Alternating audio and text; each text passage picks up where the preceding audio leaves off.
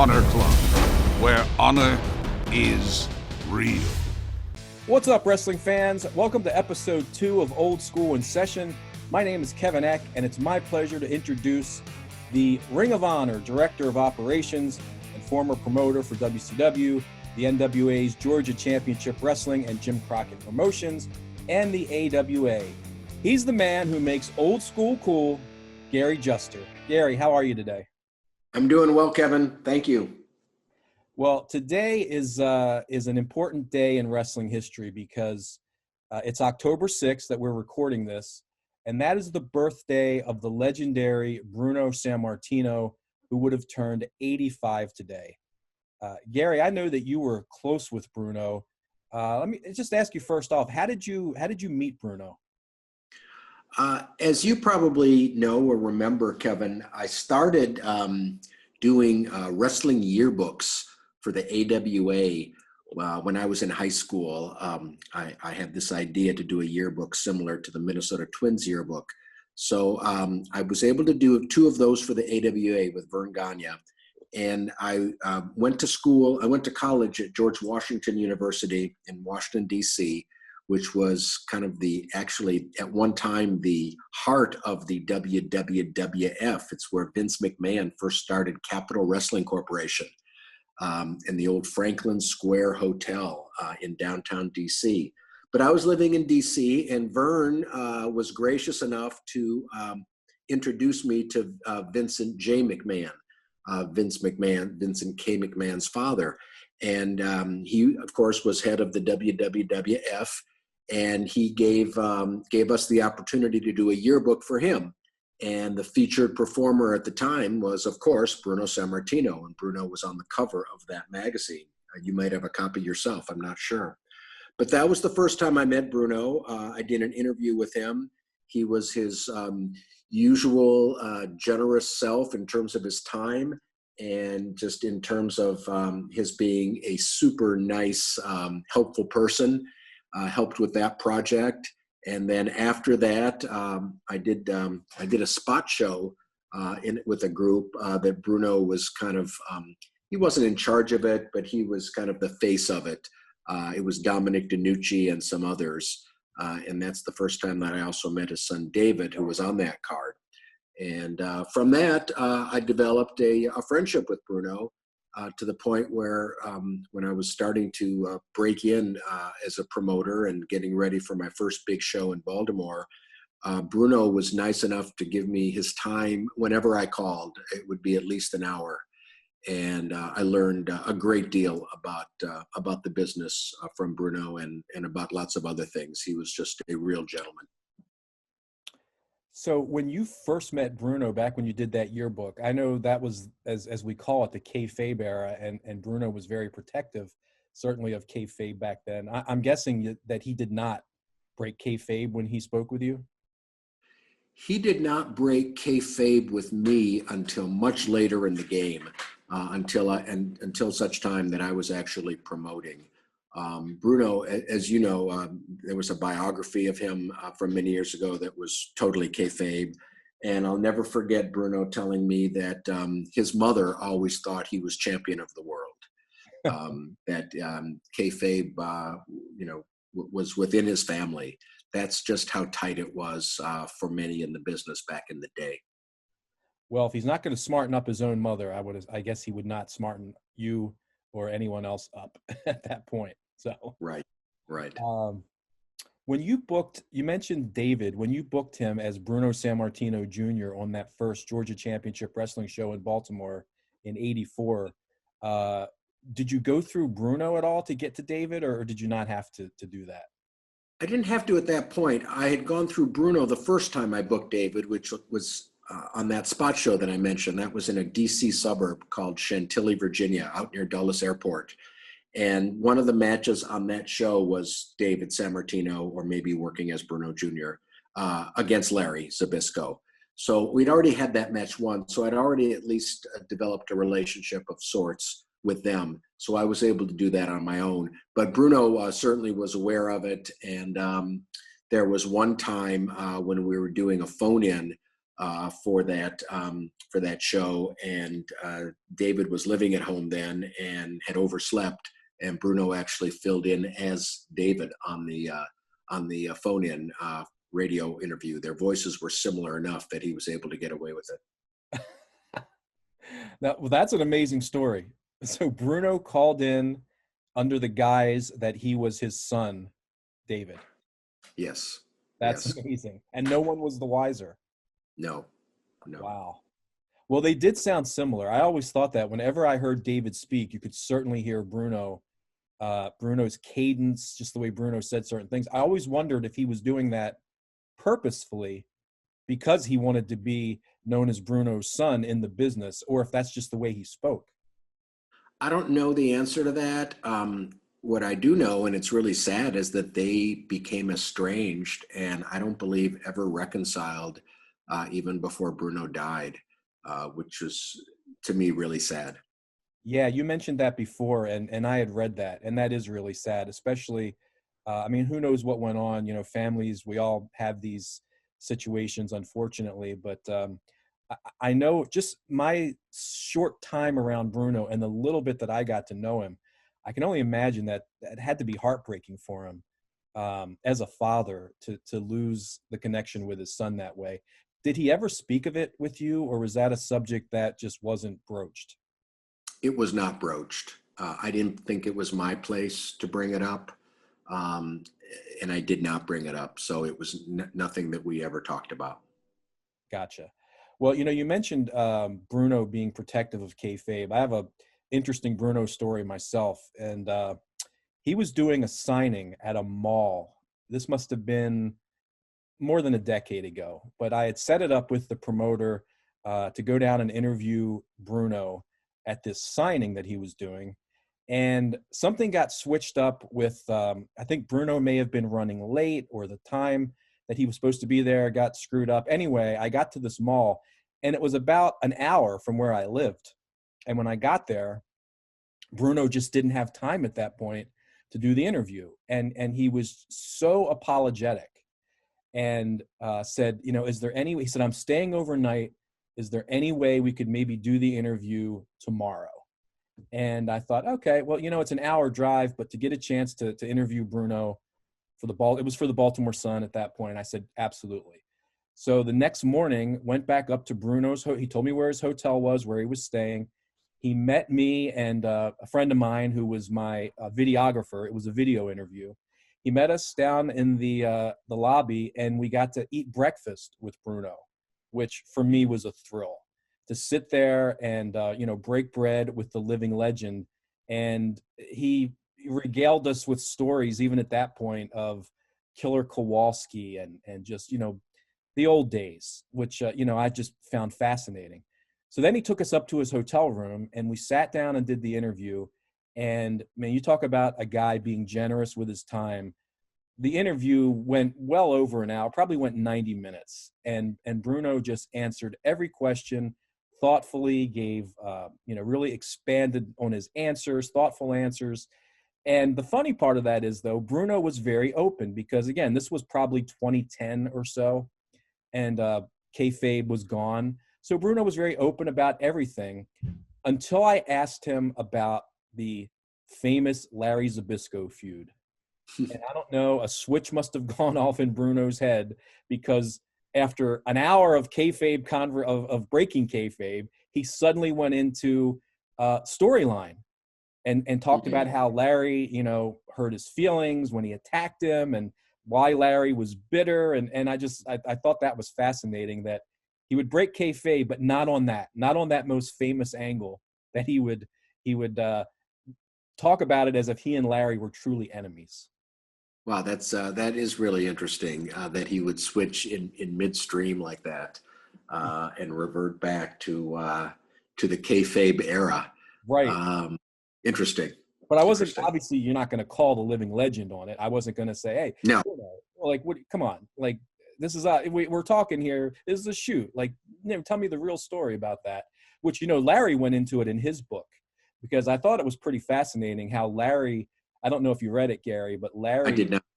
And I know you know Larry pretty well as well, but I do. Larry really detailed how much Bruno helped him in that feud. I mean, obviously it made Larry's career, and that's not hyperbole. I mean, he went from a kind of a mid-card, you know, he was on the cards. He was a guy who would win some, but he would never be in the main events, to being the biggest heel in the business and drawing almost 40,000 people at Shea Stadium. And he lived off that Bruno feud for the rest of his career and was very successful. But Yep. Bruno really got that feud going because, from the way Larry tells it, Vincent J. McMahon just wasn't a big believer in Larry and really didn't want to do it. But Bruno went to bat for him. And, I guess the rest is history. I remember the angle really well. It was done almost perfectly. After the attack on television, they wrestled a quote clean match, and then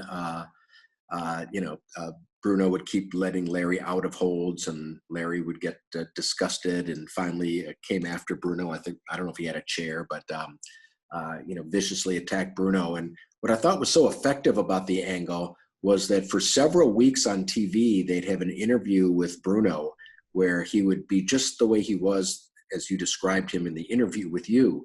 He would be just disgusted with Larry, couldn't understand it. Here was a kid that he had taken under his wing. He was like a son, on and on and on. And Bruno would say, I don't want to wrestle him. I don't want to have anything to do with him. And he maintained that for quite some time until, of course, he finally relented. And then they started the rematches and drew huge money with it. Yeah, when people ask me what my favorite angle is of all time, that's always the answer that I give them, because I was a young man at that time, and I had seen Larry when he debuted in 1974 as Bruno's protege, and like I said, Larry, I always liked the heels. I liked the colorful characters, and Larry was certainly not that. So he was never a guy I was really that excited to see. But after that angle, Larry immediately became one of my favorite, even though he was the heel, he became one of my favorite wrestlers just because his promos were so good after that. And the angle with Bruno, even though I was smartened up to that point to what the business was, but it had that dose of realism to it because he really was Bruno's protege, and everybody knew that. And there was 6 years invested in that storyline, and it just kind of came out of nowhere. And yeah, the way it was done was it was beautiful in its simplicity. And it was just, Larry didn't want to be under Bruno's in his shadow anymore, and he was going to wrestle him on TV to prove he was as good as Bruno, and things didn't go the way he wanted, and he snapped and he attacked the living legend. It was, to this day, it remains one of my favorite angles. But I want to tell another quick story from that interview that I had with Bruno. I asked him a question at that point. Did he ever have to sort of take matters into his own hands in the ring? Was there ever a time when someone tried to shoot on him or wasn't cooperative? And he said only one time. And I don't remember the guy's name that he said it was, but he said he quickly nipped that in the bud and told the guy, he put him in a submission hold and said, either you're going to say I quit so that the whole arena can hear you say it, or, I'm going to break your arm, kind of thing. So he said, stand up a second. We were sitting down in his hotel room. He said, stand up. Let me show you. Let me show you how, And I was like, well, no, that's okay. That's okay, Bruno. He's like, no, I promise I won't hurt you. So he has me stand up, and he wants me to bend over, and he puts me in, I guess, like a front face lock. And he cinches it just a little bit. And immediately I kind of I could feel it, tighten up. And he goes, now see, if I really wanted to wrench it in, I could snap a guy's neck. Now he didn't do it, thankfully, because, Bruno's a gentleman, but even just being in that hold and him not applying full strength, I could feel how strong Bruno was. And he was, in his 70s at this point and in great shape. And I was like, wow, you've made a believer out of me. For a second, I thought I was going to end up like Richard Belzer on Hot Properties, I think was the show with Hulk Hogan, and go limp. But luckily, Bruno exercised, caution and took pity on me. But that's another great story I love to tell, is that Bruno Sammartino put me in a front face lock. Did he ever? Bruno, no, he never put any holds on me. But I was aware of his workout regimen. Bruno and his wife bought a house in Pittsburgh many years ago in a nice but modest residential neighborhood in Pittsburgh, and that's the house that he lived in until he died. And I believe his widow probably still lives there. And he had a gym in the basement. And Bruno told me that well into his 70s, he would work out every morning doing his weightlifting. And so he stayed strong and stayed in shape, well into his 70s and really up until, shortly before he died. Yeah, and that's what really, I guess, was so shocking when Bruno did die, is because he was so fit and healthy and vibrant well into his 70s and into his 80s. Bruno just seemed like the kind of guy who was, I'm not going to say live forever, but Bruno was, going to live to be 100. So that's why I was shocked. I mean, how shocked were you when you knew Bruno was sick and seriously ill? I never knew how ill he was until he actually died. I did know he was in the hospital. And I think he'd been in and out of the hospital a couple of times. But just like you, Kevin, he had this larger than life kind of Superman persona to me. And I just always thought he would pull through. But he had some illnesses as a child. And apparently, that kind of weakened some of his organs as he got older. And his body just, his organs just gave out.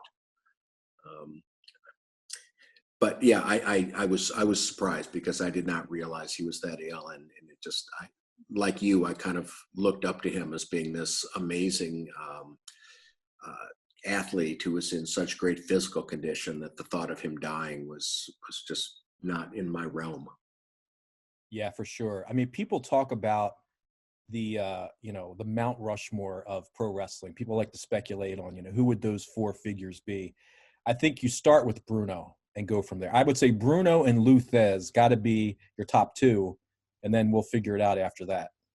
Yeah, there'd be a lot of debate after that, and maybe even some who would debate those because they may have been of a different, of the newer era, so to speak. But yeah, they're two of the biggest legends in the business. I always rated Lou Thesz as the number one wrestler of all time. Yeah, I think that's fair to say. And in talking with Bruno, and I guess in hearing him in other interviews, there was, I guess, a professional respect between Thesz and Bruno, but they didn't necessarily care for each other. Did you ever get that sense or talk to Bruno about that? I never really got that sense, but what I did realize, and this is no disrespect at all to Bruno, who was, one of the biggest drawing cards in the history of the business, but when Bruno would venture out of the WWF and go to St. Louis, for example, where, which was Lou Thesz's home and also kind of almost the home base of the NWA due to Sam Muchnick being the president and St. Louis being probably the best wrestling town in the country. He was never a big card there. He was never a big draw. Maybe it was the way he was presented and promoted. I don't know. I wasn't around then or around that area of the country. But Bruno was a huge star in the WWF, did very well when he went to Australia and Japan as well, but not so much other parts of the country. Yeah, that's what I've always heard, that Bruno was his drawing power outside the Northeast. But you did mention, yes, Japan, Australia, those places, he was also a big draw. But in the States, outside the U.S., it wasn't quite or anywhere near what he was in the Northeast. I think he did okay in St. Louis from what I've read, but certainly not on a Lou Thesz level in that era. He didn't get the big push out there, and perhaps he had not been established enough in those areas from not being on television there. I don't know. I don't know that part of the history well enough, other than to know that he was not a big attraction in St. Louis or in some of the traditionally NWA towns, and I don't believe he ever worked in the AWA. Yeah, not to my knowledge. I know Vern had some matches at least one at the Garden, There's a famous photo. Vern was very shaking hands backstage in the garden. Yes, and I believe it was my partner Gary Halverson who took that photo when we were doing the yearbook for events many years ago, circa 1975. Vern and Vincent J. McMahon were very good friends, and if Vern wanted to be on the show at the Garden, Vince would put him on in the Garden. Even though his Garden days were well past. Vern was a big draw in New York when he was young, when he broke in the late 40s and early 50s. But once he established himself in the AWA and got to be in his 40s and 50s, when he would go to New York, I don't think most of the fans there even were very aware of who he was. Right. You know, going back to Lou Thez for a second, Bruno did tell me, and I think I asked him, you know, was there ever talk of him facing Lou Thez when Lou was NWA World's Champion and when Bruno was the WWF Champion? And you may know this story, but Bruno told it to me that, yes, that was being discussed, and, you know, the promoters were all getting together and they were going to have this big unification match, and that Bruno was the guy who was going to go over and unify the titles. And when Bruno was informed of this, he said, absolutely not. I'm not going to take on that schedule because I like my schedule as the champion of the WWF, and it allows me to be home certain, days, and I'm not giving that up. It really came down to what Bruno said was he didn't want to be away from his family for that time and do that kind of schedule. Otherwise, Bruno would have been the NWA World's Champion. So yeah, how he drew, I guess, in those cities. What people have to realize about the NWA Championship back then was that, yes, it was about 300 nights a year. It took somebody who was not only a good performer, but was someone who was really good at making their opponent look good, because you go into someone's territory and you'd have to make the local champion look good before you left town with the belt. And you also had to be a tough guy, a legitimate tough guy, to protect against a double cross. It was just a different business back then. Right. Absolutely. I don't know. I don't think Bruno ever necessarily had that reputation as a quote unquote shooter, but I guess he had, at least that one story he told me is that if anybody did dare try something, he at least knew enough that he could handle himself. Bruno didn't have a reputation as a pure wrestler, but Bruno was as strong and tough as anybody who got into the ring. So he definitely could protect himself. When Bruno did a shot for, it was WCW, I believe, or was it? No, it wasn't WCW yet, I think. It was, I guess, I don't know. My mind's, the years run together, Gary, as I'm sure. He came in and was a referee at Halloween Havoc, I think, with Terry Funk was in the match and Muta in Philadelphia. Were you instrumental in that? I only have a vague memory of that. And I do not believe I was instrumental in that. Perhaps they asked me to make a call, knowing that that Bruno and I were friendly, but I would be lying to you if I told you I had a clear recollection of that. Okay. And I'm not about to lie to you, Kevin. No, we got to keep it truthful here, and no fibs in old school. Right. Are there any other Bruno stories that kind of come to mind for you? Any anecdotes or personal stories from your years of knowing Bruno that you would want to share? I might have mentioned this to you before, and maybe on the podcast that we did previously, but when I was in 1983, I was working for a friend of mine who had gotten elected to Congress in 1982.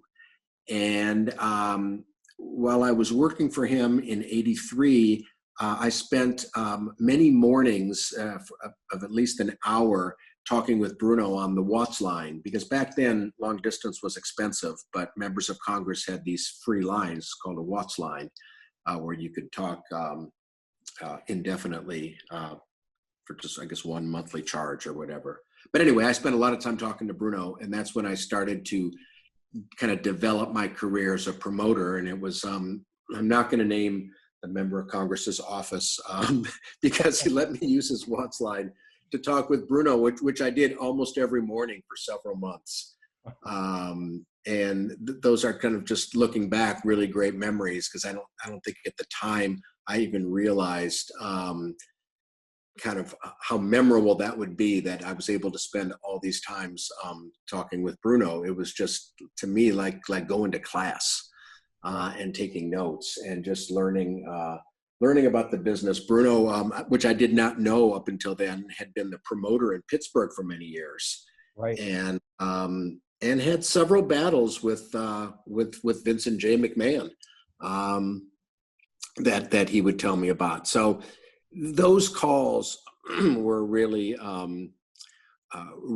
my greatest memory of Bruno, was looking forward to that call in the morning and just kind of hearing his stories and just learning all about the wrestling business. Well, I'm definitely envious, Gary, that you got to do that. I mean, learning about the business from the living legend himself, Bruno Sammartino, not only all the years of knowledge that he could impart to you, but just, again, we can't overstate this. Bruno, just such a wonderful human being. And I can just imagine how pleasurable those calls were for you, talking shop with Bruno. Like I said, I got to do it over a breakfast one day. And to me, that's something I'll never forget. So certainly to do it on a daily basis, if I was in your shoes, Gary, I think I would have been using that Watts line myself. It's eventually what got me fired from that job. But it was worth it, wasn't it? Yeah, it was about 9 months into the job, and the congressman called me into his office, and he said, "Look," he said, "we're friends, but you know this is not working out." And I said, "Yes, I know." And then he continued to let me use the Watts line for several more months, even after I left his employment. I kept my parking pass for the in the Rayburn building, and I had my little desk in the corner of their offices, and I continued to work building my career up there for the next few months. Gary, you're like George Costanza in was it George Costanza? He got fired and just, I don't know if you watched Seinfeld back in the day, but he kept work. Yeah. Right? So just keep showing up. I kept showing up. One other quick Bruno story on my part is when Captain Lou Albano died. I was working at the Baltimore Sun at the time, and I was writing an obit for my wrestling blog at that point about Lou. And, I wanted to get a quote from somebody and talk to somebody who knew him well. And I had Bruno's number, and I thought, let me call Bruno and see if he'll, want to give me some quotes on Lou. And once again, I feel nervous calling up the living legend, to intrude on his time. But he was so happy to talk about Lou, and just said glowing things about Lou, and was really instrumental in Lou getting that gig as a manager in the old WWF. And for my money, Lou Albano, I know a lot of people would say Bobby Heenan is the greatest manager of all time, and I wouldn't necessarily disagree with them. But for me, as a kid growing up in the Northeast, not in Minneapolis, where Bobby Heenan was on top, to me, it was Lou Albano. And Bruno told these great stories about how Lou would constantly anger Vincent J. McMahon, and he would get fired. And Bruno would then talk to Vince and say, "Come on, give him another chance." And he would hire Lou back on Bruno's insistence or Bruno's request. So I thought that was interesting. And, just as a kid growing up, watching Bruno and Lou, such bitter enemies, the fact that they were actually close behind the scenes. And I've heard that Lou really looked up to Bruno, not just because Bruno kept saving his job, but just because of who Bruno was. And, again, breaking kayfabe to find out that Lou and Bruno were close was shocking, I guess. It's the way. Well, they were both, they were both of Italian heritage. Yep. And yes, Bruno often spoke of Lou, and he was always kind of worried about Lou because of his drinking. Right. And of course, that I think is what led to Lou's death as a relatively young man, not in his 30s or 40s, but what was Lou, maybe 60 or so when he died? Yeah, I think definitely into his 60s. Yeah, but still, Bruno was always concerned about Lou's drinking. Yep. Well, Gary, unless there's anything else that you want to add about Bruno, then we're going to move on and answer a couple questions. All right, let's go ahead and do that, Kevin. Okay. This question comes from Gator again. Gator's going to be asking questions or submitting questions every week, I think. His question is about Jim Barnett, the colorful promoter from Georgia. He wants to know, did you use Jim Barnett's talent when he owned a share of Georgia Championship Wrestling, or not until later when he became involved in Jim Crockett Promotions? And were there any particular talent he had that you enjoyed booking the most? No, but by the time I did my first show with Georgia Championship Wrestling, and by the time I even talked with them about it, Jim was already gone. Jim was working with WWF, as they called it then. He was already gone from Georgia Championship Wrestling. I did not get to know Jim Barnett until Vince fired him and Jim Crockett hired him. And that was the time when Jim Crockett was moving his offices to Dallas from Charlotte. He had bought out Bill Watts and had a big office in Dallas and hired Jim as a consultant of sorts. And I would go to Dallas about once a month then, and I would always go out to dinner with Jim. Jim loved the good restaurants, and he would always have the newest, trendiest hot restaurant in mind, and that's how I got to know Jim Barnett. Never used his talent, so to speak. Jim was in a different part of his life, a different role in the business by the time I got to know him. He was, like I say, kind of a consultant for the Crockett organization. Jim Crockett always used to say, Jim Barnett's not an employee, he's an ally. He was an employee, but that's when I got to know Jim. And then, of course, Jim was instrumental in the TBS purchase of the Crockett organization. When the organization was having financial problems, Jim went to Ted Turner, and I guess the rest is history, as they say. Right, for sure. I want to try to squeeze in one more quick question. This comes from Rich Scher, and he says, you were a key figure in helping the NWA expand beyond its Carolina and Georgia roots. How difficult was it to secure a building like the Baltimore Civic Center, which had always been a WWF hub? And then the second part of his question is, why couldn't they get into similar buildings in DC and Philly? So the second part of that question is, you had to run the DC Armory and in DC, obviously, instead of the Capitol Center. Were you the NWA promoter in Philly as well? Not when we started. When I say we, I mean those of us who worked with Jim Crockett Promotions. Elliot Murnick was the first NWA promoter in the modern era in Philadelphia. And Elliot and his brother Carl had inherited their dad's business. Their dad, Joe Murnick, had been a partner of Jim Crockett Sr. From way back, and handled a lot of the towns in Virginia, Norfolk, Richmond, Roanoke, which was kind of the northern part of the Crockett's territory back then.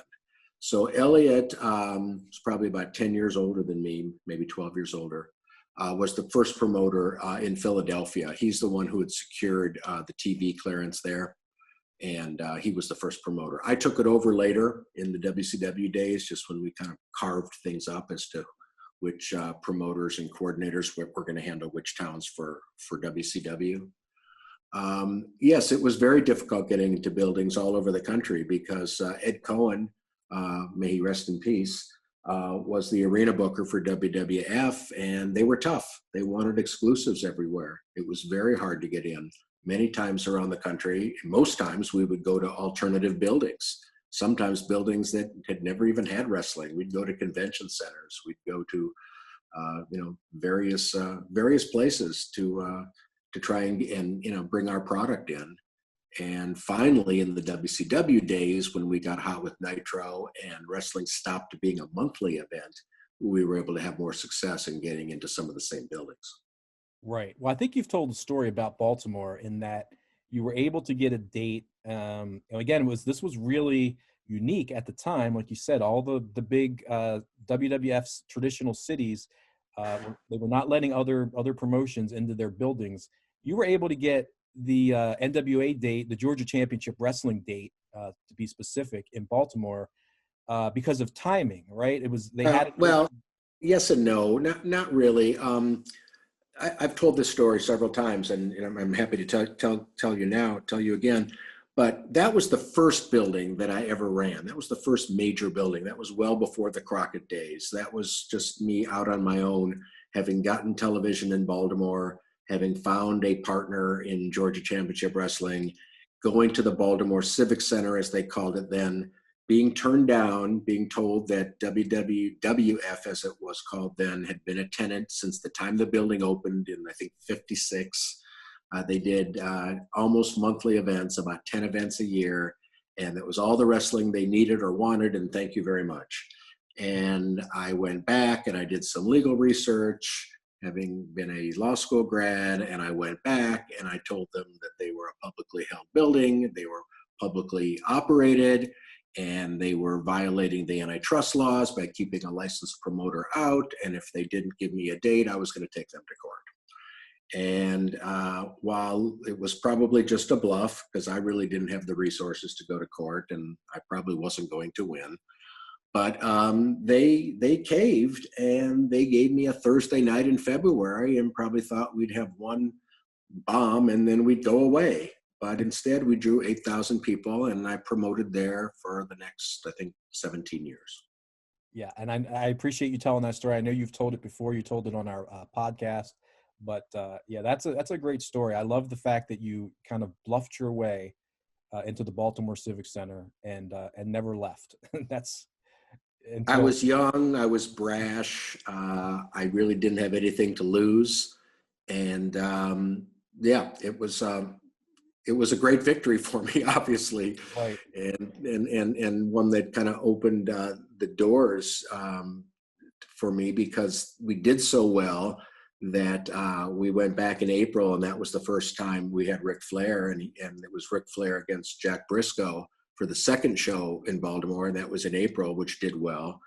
And I became a promoter, and that's what I'd always wanted to do. So it was a great time for me. And a great time for all of us in Baltimore who were wrestling fans, and I'm sure not just Baltimore. I'm sure we had fans coming in from the DC and Pennsylvania and Virginia areas, because you just didn't see those wrestlers, those NWA stars. You just didn't get to see them in that area. Maybe in Virginia, I guess, closer to right, closer to Richmond and such, right, which was part of the Crockett territory. But the part of the satisfaction, maybe some of the greatest satisfaction that I got from that, was so many fans like yourself thanking me for bringing a different kind of wrestling to Baltimore. As you said, they'd never seen it before. All they'd seen was the WWF. And what we presented was clearly a different style. It was a faster, kind of more athletic, more of a wrestling style than what WWF had presented. And the fans took to it, and the fact that they would express their appreciation really meant a lot to me. Well, as I've expressed it to you before, and will again, thank you, Gary. I can't imagine what my fandom would have been like now without having seen all those stars. I was still in high school when you first came, and certainly I wrote about it in my school newspaper. Really? I went to old Dundalk High School in Baltimore County, and we only covered high school sports. Obviously, we're the school paper. But when Georgia Championship Wrestling came to town, I wrote a story in the school paper about it, because to me, it was such a big deal. Now, my journalism teacher, who was this middle-aged woman, Miss Douglas was her name, she didn't get it, and she fought me on why are we putting this in the paper. But I said, right. Miss Douglas, I am the sports editor, and it is my editorial decision that this is a big story and we're going to put it in there, and we did. Well, good for you. And you certainly told Miss Douglas. I did. Who is in charge. All right. Well, Gary, that's all the time we have for today. I want to remind everyone that if you have a question, would like to submit a question or topic for Gary to answer, you can do so via Twitter using the hashtag AskGary. Thanks, everyone, again for listening. This is the second episode of Old School in Session.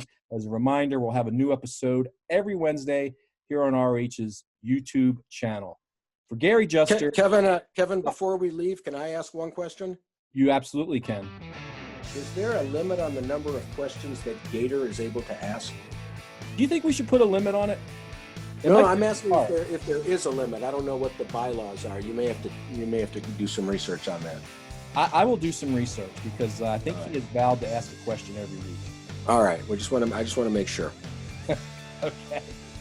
All right. For Gary Juster, this is Kevin Eck, and Old School is out. Until next week.